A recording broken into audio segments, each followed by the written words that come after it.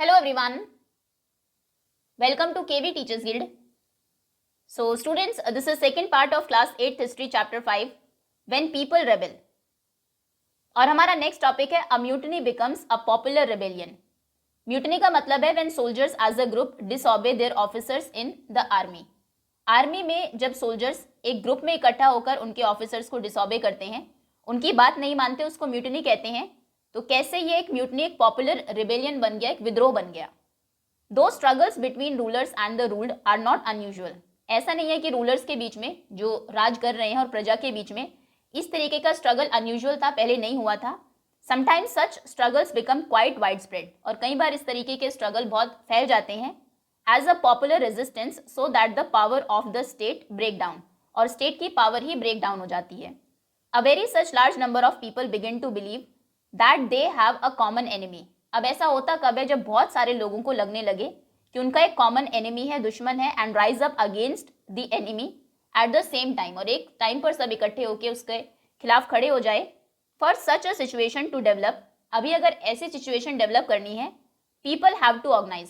लोगों को पहले ऑर्गेनाइज होना होगा, इकट्ठा होना होगा, कम्युनिकेट करना होगा आपस में कि कैसे ये उन्हें करना है.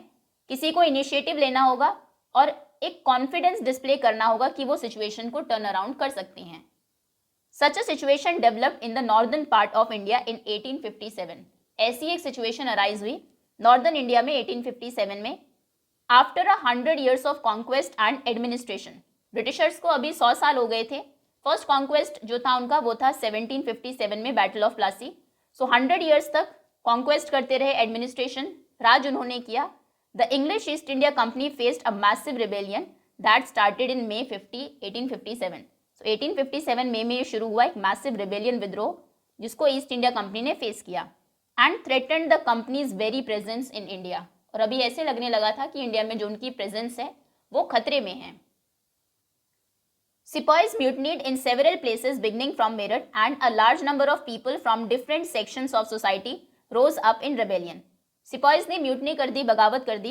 और ये मेरठ से शुरू हुई. उसके बाद सिपॉइज ही नहीं बल्कि बहुत सारे लार्ज सेक्शन ऑफ सोसाइटी भी रिबेलियस हो जाते हैं, विद्रोह करते हैं. Some regard it as the biggest armed resistance to colonialism in the 19th century anywhere in the world. Colony हम बोलते हैं कि जब एक कंट्री दूसरे पर रूल कर रही है, जैसे कि इंडिया उस टाइम पर ब्रिटिशर्स की कॉलोनी थी. तो ऐसा मानते हैं लोग कि ये दुनिया में कहीं भी 19th century का सबसे बड़ा आर्म्ड रेजिस्टेंस था. रेजिस्ट करना, विरोध करना, और क्योंकि आर्म्ड फोर्सेस भी इसमें इन्वॉल्व थी. अभी एक पिक्चर गिवन है, figure 4, the battle in the cavalry lines. On the evening of 3 July 1857 over 3000 rebels came from Bareilly. 3 जुलाई 1857 की शाम को 3000 से ज़्यादा रेबल्स आते हैं बरेली से. क्रॉस करते हैं रिवर यमुना को, दिल्ली में एंटर करते हैं और अटैक कर देते हैं ब्रिटिश कैवलरी पोस्ट पर. कैवलरी बोलते हैं घोड़े पर सवार जो सोल्जर्स हैं उन्हें. The battle continued all through the night. और ये बैटल पूरी रात चलती है. ये देखिए, ये है ब्रिटिश सोल्जर्स और ये रेबल्स हैं. तो देखो इनके पास ये तलवार है, भाले हैं, और ब्रिटिशर्स के पास क्या है, गन. तो इसी से पता लगता है कि इंडियन फोर्सेस उस टाइम पर कितनी प्रिमिटिव थी. Next topic is from Meerut to Delhi. Meerut से दिल्ली तक. On 8th April 1857, a young soldier Mangal Pandey was hanged to death for attacking his officers in Barrackpore. 8 अप्रैल 1857 को एक यंग सोल्जर थे मंगल पांडे, जो उस टाइम पर बैरकपुर में स्टेशन थे. उनको फांसी दे दी गई क्योंकि उन्होंने अपने ऑफिसर्स पर अटैक किया था. सम डेज लेटर, कुछ दिनों के बाद, some sepoys of the regiment at Meerut. Meerut regiment तक ये बात पहुंची तो वहां के सिपॉइज ने मना कर दिया to do the army drill using the new cartridges, कि नई कार्ट्रिजेस को यूज करके हम आर्मी ड्रिल नहीं करेंगे. Which were suspected of being coated with the fat of cows and pigs. तो ऐसा माना जाता था कि ये जो नई कार्ट्रिजेस आई हैं इनको ग्रीस किया गया है काउज और पिग्स के फैट से. 85 sepoys were dismissed from service. 85 sepoys को नौकरी से निकाल दिया गया and sentenced to 10 years in jail for disobeying their officers. और 10 साल की जेल की सजा उनको सुनाई गई क्योंकि उन्होंने उनके ऑफिसर्स को डिसऑबे किया. This happen on 9th May 1857. ये हुआ लगभग एक महीने के बाद 9th May 1857 को. Now the response of the other Indian soldiers in Meerut was quite extraordinary. अभी इस पर बाकी के जो मेरठ में इंडियन सोल्जर्स थे उनका क्या रिस्पॉन्स रहा. ऑन 10th May, अगले दिन, the soldiers marched to the jail in Meerut, Meerut की जेल तक ये सोल्जर्स ने मार्च किया and release the imprisoned sepoys, और इन सिपॉइज को जो 85 सिपॉइज को जेल में डाला था उनको वहाँ से रिलीज करवाया। They attacked and killed British officers, British officers पर इन्होंने अटैक किया, उनको मार दिया। They captured guns and ammunition, guns अपने कब्जे में ले ली, एमिनेशन जो बाकी हथियार थे, बुलेट्स थी, गन पाउडर था। And set fire to the buildings and properties of the British, Britishers की बिल्डिंग्स पर, उनकी प्रॉपर्टीज में आग लगा दी। And declared war on the firangis, और फिरंगीज पर इन्होंने वॉर डिक्लेयर कर दिया। फिरंगीज मतलब फॉरनर्स, दूसरे देश के लोग, और ये टर्म रिफ्लेक्ट करती है an attitude of contempt, contempt यानी कि हम एक तरीके से अपमान कर रहे हैं, एक हेट्रेड को रिफ्लेक्ट करती है। Now the soldiers were determined to bring an end to their rule in the country, अभी सोल्जर्स डिटर्मिन्ड थे कि उन्हें ब्रिटिशर्स के रूल को खत्म करना है देश में। But who would rule the land and state, अभी क्वेश्चन था कि उनके बाद अगर वो चले जाएंगे तो कौन रूल करेगा। The soldiers had an answer to this question, उनके पास इसका भी आंसर था, द मुगल एम्परर बहादुर शाह जफर, कि उनके बाद ये रूल करेंगे। The sepoys of Meerut rode all night of 10th May to reach Delhi in the early hours next morning, अगले सुबह ये दिल्ली पहुंच जाते हैं, पूरी रात राइड करते हैं, घोड़े पर सवार होकर मेरठ से दिल्ली चले जाते हैं। As news of their arrival spread, जैसे उनके आने की खबर फैलती है, the regiments stationed in Delhi also rose up in rebellion, तो दिल्ली में जो स्टेशन थे सिपॉइज वो भी रेबेलियस हो जाते हैं। Again British officers were killed, फिर से ब्रिटिश ऑफिसर्स को मारते हैं, आर्म्ड और एमिनेशन को सीज करते हैं, बिल्डिंग्स को आग लगाते हैं। Triumphant soldiers gathered around the walls of red fort where the Bahadur Shah Zafar जहाँ पर रहते थे, रेड फोर्ट के चारों तरफ ये इकट्ठा हो जाते हैं ट्रम्पेट, क्योंकि अभी तक जीतते आ रहे हैं। Demanding to meet them, demand करते हैं कि उन्हें बहादुर शाह जफर से मिलना है। The emperor was not quite willing to challenge the mighty British power, अभी जो एम्परर थे पहले ही बूढ़े हो चुके थे काफ़ी, ये ब्रिटिशर्स को चैलेंज नहीं करना चाहते थे, लेकिन सोल्जर्स ने रिक्वेस्ट की, वो इस बात पर अड़े रहे। दे forced their way into the palace, और ज़बरदस्ती वो पैलेस में चले गए और प्रोक्लेम कर दिया Bahadur Shah Zafar as their leader, कि बहादुर शाह जफर हमारे नए लीडर है, ये उन्होंने वहाँ से घोषणा कर दी। The ageing emperor had to accept this demand, अभी एम्परर जो बहुत बूढ़े हो गए थे उनको ये डिमांड लेकिन उनकी एक्सेप्ट करनी पड़ी। He wrote letters to all the chiefs and rulers of the country to come forward, उन्होंने जितने भी चीफ्स थे, रूलर्स थे इंडिया में, उन सभी को लेटर लिखा और कहा कि आगे आओ, and organise a confederacy of Indian states to fight the British, और एक अलायंस बनाओ सभी इंडियन स्टेट्स ब्रिटिशर से फाइट करने के लिए। This single step taken by Bahadur Shah Zafar का जो सिंगल स्टेप था लेटर लिखने का, हैड अ ग्रेट इम्प्लीकेशन, ये बहुत ही इम्पैक्टफुल रहा। The Mughal dynasty had ruled over a very large part of the country, Mughal dynasty ने पहले ही लार्ज पार्ट पर रूल किया हुआ था। And most smaller rulers and chieftains control different territories on behalf of the Mughal rulers, और बहुत सारे जो छोटे छोटे रूलर्स थे, राजा थे या फिर सरदार थे, वो मुगल रूलर के बिहाफ पर ही छोटी छोटी टेरिटरीज को कंट्रोल करते थे। Threatened by the expansion of British rule, अभी ब्रिटिश रूल जैसे एक्सपैंड कर रहा था उससे वो डरे हुए थे। Many of them felt that if the Mughal emperor could rule again, तो बहुत सारे लोगों को लगा कि अगर मुगल एम्परर फिर से रूल करने लगे, they too would be able to rule their own territories once more, वो भी एक बार फिर से अपनी टेरिटरीज पर रूल कर सकते हैं अंडर मुगल अथॉरिटी के अंडर ही। The British had not accepted this to happen, अभी ब्रिटिशर्स ने नहीं सोचा था कि ऐसा हो जाएगा, ये एक्सपेक्ट उन्होंने नहीं किया था। They thought the disturbance caused by the issue of the cartridges would die soon, उनको लगा था कि ये जो इशू है, डिस्टर्बेंस क्रिएट हुई है कार्ट्रिजेस की वजह से, ये जल्दी खत्म हो जाएगा। But Bahadur Shah Zafar's decision to bless the rebellion change the entire situation dramatically, लेकिन बहादुर शाह जफर ने जब सपोर्ट दिखाया, जो सोल्जर्स थे, सिपॉइज थे, रिबेलियन थे, उनके साथ, तो फिर इससे पूरी सिचुएशन चेंज हो गई।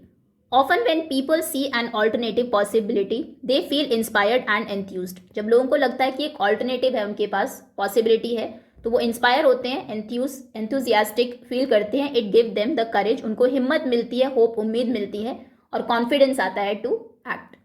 ओके, द रेबेलियन स्प्रेड, अभी ये फैला कैसे? After the British were routed from Delhi से ब्रिटिशर्स को अपरूट करने के बाद, there was no uprising for almost a week, एक हफ्ते तक बाकी कुछ विद्रोह नहीं हुआ कहीं पर। It took that much time for news to travel, अभी उस टाइम पर मॉडर्न मीन्स ऑफ कम्युनिकेशन तो थे नहीं, तो ये न्यूज़ फैलने में लगभग एक हफ्ता लग गया. Then the spurt of mutinies began. उसके बाद एक म्यूटनीज होती गई. Regiment after regiment mutinied and took off to join other troops at nodal points like Delhi, Kanpur and Lucknow. तो एक के बाद एक रेजिमेंट म्यूटनी कर रही थी और जाके जो मेन पॉइंट्स थे जैसे कि दिल्ली, कानपुर और लखनऊ, यहाँ पर जाकर ट्रूप्स के साथ मिल रही थी. आफ्टर देम, उनके बाद the people of towns and villages also rose up in rebellion. गांव और शहर के जो लोग थे वो भी रेबेलियस हो गए, उन्होंने भी विद्रोह कर दिया.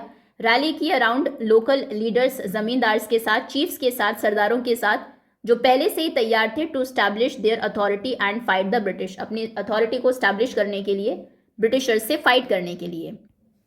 नाना Sahib the adopted son of late Peshwa Bajirao. Nana Sahib जिन्होंने पेंशन मांगी थी उनसे उनके फादर की डेथ के बाद, हु लिव्ड नियर कानपुर, वो भी कानपुर में रहते थे. गैदर्ड आर्म फोर्सेस, उन्होंने भी आर्म फोर्सेस को गैदर किया, इकट्ठा किया.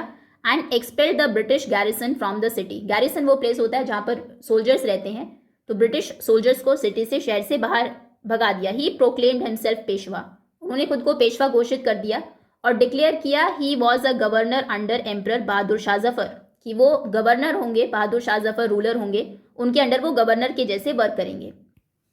इन Lucknow, Birjis Qadr the son of the deposed Nawab Wajid Ali Shah was proclaimed the new nawab. Lucknow में जो नवाब वाजिद अली शाह थे उनको डिपोज कर दिया था, गद्दी से हटा दिया था ब्रिटिशर्स ने. तो उनके सन ब्रिजिस कद्र ने खुद को नया नवाब घोषित कर दिया. He too acknowledge the suzerainty of Bahadur Shah Zafar. उन्होंने भी यही कहा कि बहादुर शाह जफर मेन बादशाह होंगे और उनके अंडर ही हम वर्क करेंगे. His mother Begum Hazrat Mahal took an active part in organizing the uprising against the British. Britishers के अगेंस्ट अपराइजिंग्स को ऑर्गेनाइज करने में उनकी मदर ने भी, बेगम हजरत महल ने, एक एक्टिव पार्ट लिया इसमें. In Jhansi Rani Lakshmibai joined the rebel sepoys. Jhansi में रानी लक्ष्मीबाई ने भी रेबल सिपॉइज को ज्वाइन किया. And fought the British along with Tantya Tope. और ब्रिटिशर्स के अगेंस्ट फाइट किया तांत्या टोपे के साथ, जो जनरल थे नाना साहेब के. In the Mandla region of Madhya Pradesh के मंडला रीजन में Rani Avanti Bai Lodhi of Ramgarh raised and led an army of 4000 against the British. इन्होंने 4000 लोगों की एक आर्मी को रेज किया और लीड किया. Who had taken over the administration of her state. जिन्होंने उनके स्टेट मंडला रीजन की उनसे एडमिनिस्ट्रेशन छीन ली थी ब्रिटिशर्स ने. The British were greatly out numbered by the rebel forces. अभी ब्रिटिशर्स नंबर में बहुत कम हो गए थे रेबल फोर्सेस के कंपैरिजन में. They were defeated in number of battles. बहुत सारी बैटल्स में उनको हराया भी. This convinced the people that the rule of British had collapsed. तो इससे लोग कन्विंस्ड हो गए कि अभी ब्रिटिशर्स का रूल कोलैप्स हो गया है for good. And gave them the confidence उनमें आया टू टेक द प्लंज, कि वो भी इस विद्रोह में कूद पड़े and join the rebellion. A situation of widespread popular rebellion developed in the region of Awadh in particularly Awadh में ये जो रेबेलियन था वो बहुत पॉपुलरली वाइड स्प्रेड हुआ, फैल गया. On 6 August 1857 we find a telegram send by lieutenant colonel Tytler to his commander in chief. तो एक टेलीग्राम मिला है जो कि लेफ्टिनेंट कर्नल टाइटलर ने भेजा था उनके कमांडर इन चीफ को, expressing the fear felt by Britishers जो फियर फील कर रहे थे उसको एक्सप्रेस करते हुए. तो वो लिखते हैं, our men are cowed by the numbers opposed to them. हमारे जो लोग हैं, ब्रिटिश आर्मी के लोग हैं, वो डर गए हैं जिस तरीके से, जितने नंबर में लोग उनको अपोज कर रहे हैं. And the endless fighting, every village is held against us. सभी गांव हमारे खिलाफ हो गए हैं. Zamindars have risen to oppose us. Zamindars भी हमारे खिलाफ खड़े हैं.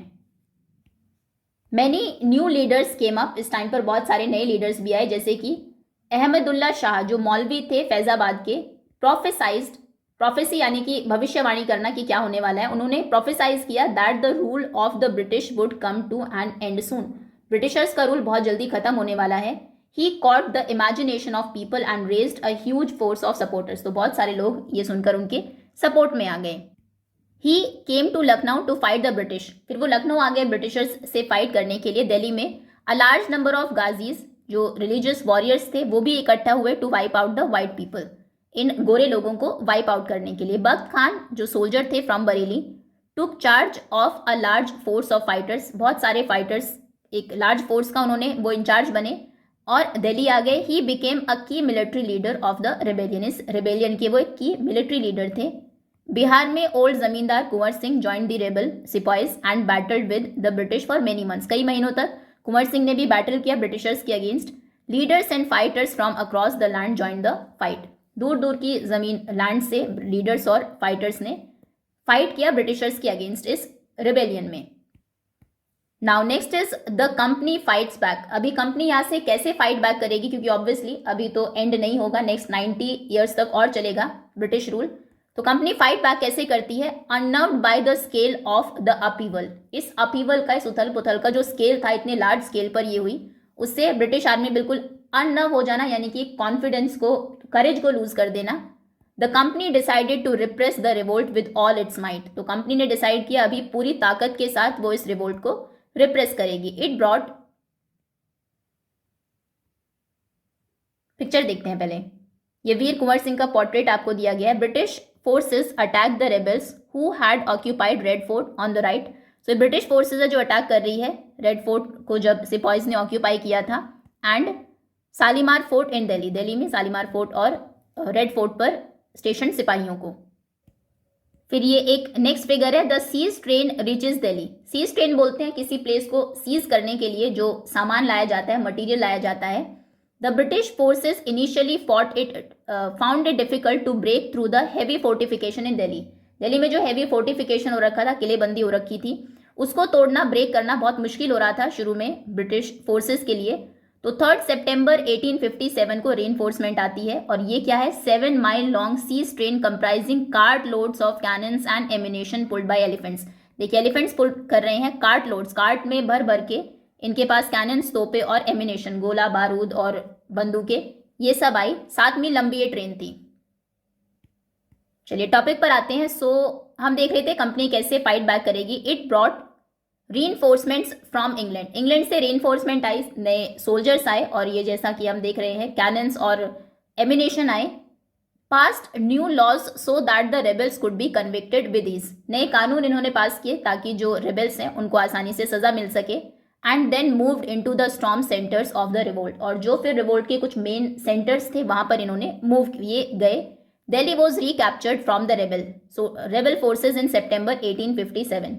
रेबल्स ने दिल्ली पर कब्जा कर लिया था, तो उनसे दिल्ली को दोबारा से रिकैप्चर किया गया सितंबर 1857 में। The last Mughal emperor Bahadur Shah Zafar was tried in court. Court में ट्रायल हुआ इनका, इन पर मुकदमा चला और इनको सजा मिली ऑफ लाइफ इम्प्रिजनमेंट, आजीवन कारावास। He and his wife Begum Zeenat Mahal were sent to prison in Rangoon. Rangoon भेज दिया गया इनको जेल में in October 1858। Bahadur Shah Zafar died in Rangoon jail in November 1862 में, वहां पर इनकी डेथ हो गई। The recapture of Delhi however does not mean that the rebellion died down after that. अभी दिल्ली को रिकैप्चर करने का मतलब ये नहीं कि तभी ये रेबेलियन जो है ये खत्म हो गया, बिल्कुल विद्रोह।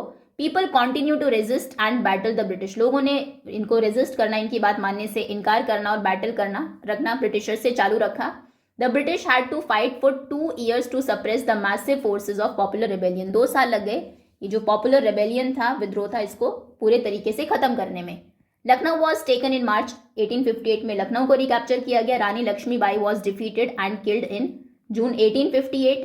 Similar fate awaited Rani Avantibai के साथ भी यही हुआ, who after initial victory in Kheri. Kheri में इनिशियली उनको विक्ट्री मिली थी, जीत मिली थी। Chose to embrace death when surrounded by the British on all side. सभी साइड से जब ब्रिटिशर्स ने उनको घेर लिया तो डेथ को उन्होंने एम्ब्रेस किया। तांत्या Tope escape to the jungles of central India के जंगल्स में वो चले गए। Continue to fight a guerrilla war with the support of many tribals. कई ट्राइबल्स के साथ गुरिल्ला वॉर वो करते रहे ब्रिटिशर्स के अगेंस्ट, और पीसेंट लीडर्स के साथ उनको कैप्चर किया गया, ट्रायल हुआ और फिर killed in April 1859। Just as victories against the British had earlier encouraged rebellion. शुरू में जैसे ब्रिटिशर्स के अगेंस्ट विक्टोरियस ये हुए, जीत इनको मिली, तो रेबेलियन बहुत ही एनकरेज थे। The defeat of rebel forces encouraged desertions. तो जब ये हारने लगे तो डिजर्शन यानी कि जो हिम्मत थी इनकी, करेज था, वो धीरे धीरे कम होने लगा।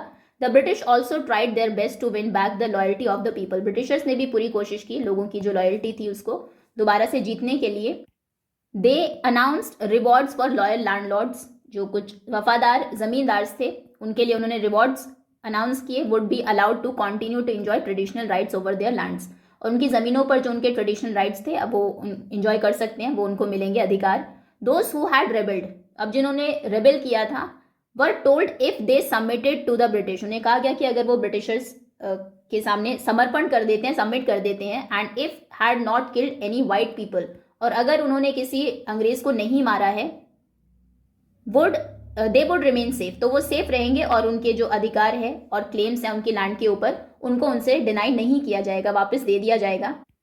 Nevertheless, hundreds of sepoys, rebels, nawabs and rajas also tried and hanged. और इसके बाद भी कई सौ ऐसे सिपाहीज, रेबल्स, नवाब्स, राजा थे जिनको ट्राई किया गया, मुकदमा उनके ऊपर चला और फांसी की सजा दे दी गई. नाउ आफ्टर मैथ्स, इसके बाद क्या हुआ? The British had regained control of the country by the end of 1859 तक, फिर उन्होंने कंट्रोल को रीगेन कर लिया.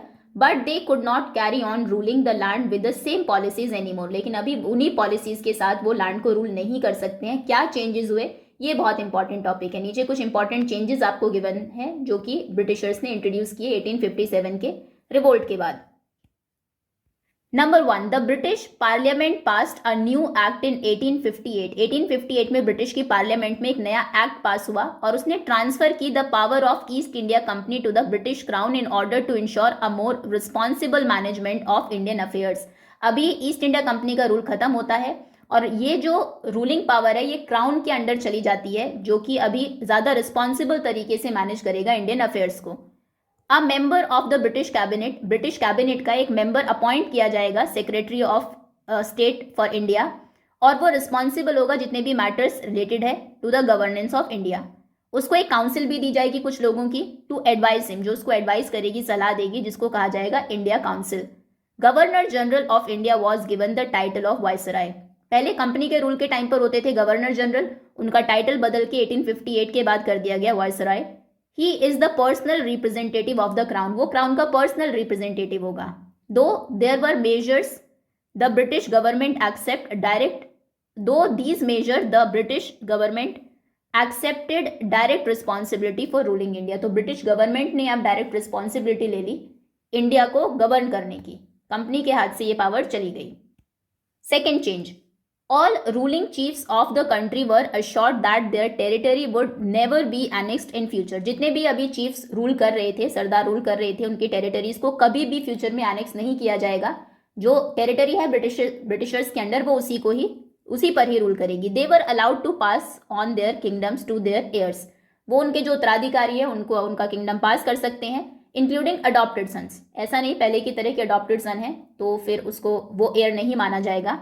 However, they were made to acknowledge the British Queen as their sovereign paramount. लेकिन paramount किसकी होगी, वहां पर ब्रिटिश क्वीन की ही होगी, वो उसके अंडर काम करेंगे, सुप्रीम पावर वही रहेगी. Thus the Indian rulers were to hold their kingdoms as subordinates of British Crown. तो ब्रिटिश क्राउन के सबॉर्डिनेट बन के इंडियन जो रूलर्स हैं वो उनके किंगडम को चलाएंगे. Change number 3, it was decided that proportion of Indian soldiers in the army would be reduced. Indian soldiers को आर्मी में कम रखा जाएगा और नंबर ऑफ यूरोपियन सोल्जर्स को इंक्रीज किया जाएगा. It was also decided that instead of recruiting soldiers from Awadh, Bihar, central India and south India से लेने की बजाय सोल्जर्स को रिक्रूट किया जाएगा among the गुरखास, Sikhs and Pathans. Next is the land and property of Muslims were confiscated on a large scale. एक large scale पर Muslims की प्रॉपर्टी और लैंड जो थी उसको कॉन्फिस्केट कर लिया गया, उनसे छीन लिया गया. And they were treated with suspicion and hostility, उनको सस्पिशियस भरी नजरों से, संदेह भरी नजरों से और हॉस्टिलिटी के साथ ट्रीट किया जाता था. द ब्रिटिश बिलीव्ड, ब्रिटिशर्स को ऐसा लगता था कि वही रिस्पॉन्सिबल है, जो रिबेलियन हुआ है उसमें एक तरीके से एक बड़ा हाथ उनका रहा है उसमें. Next is the British decided to respect the customary religions and social practices of people in India, क्योंकि बात सारी यहीं से ही शुरू हुई थी. वो जो पिग और काउ का फैट से ग्रीस किया गया था कार्ट्रिजेस को, तो उन्होंने कहा कि अब से हम आपके जो रिलीजन है, उनके कस्टम्स हैं उनको और सोशल प्रैक्टिसेस हैं उनको रेस्पेक्ट करेंगे. And policies were made to protect landlords and zamindars और जो लैंडलॉर्ड्स थे उनको प्रोटेक्ट करने के लिए पॉलिसीज बनाई गई और उनको सिक्योरिटी दी गई of right over their lands, उनके लैंड के ऊपर जो राइट से अधिकार है उससे रिलेटेड. अभी एक नया फेज हिस्ट्री का शुरू होगा 1857 के बाद. ये एक मैप आपको गिवन है. मेन सेंटर्स ऑफ रिवोल्ट के मेन सेंटर्स कहाँ पर थे, मेरठ, दिल्ली, बरेली, लखनऊ, कानपुर, झांसी एंड फैजाबाद, और ये कुछ दूसरे सेंटर्स हैं. Okay, so that's all students. इसी के साथ चैप्टर ओवर होता है. होपफुली कॉन्सेप्ट सभी क्लियर होंगे आपको। Thank you so much for watching.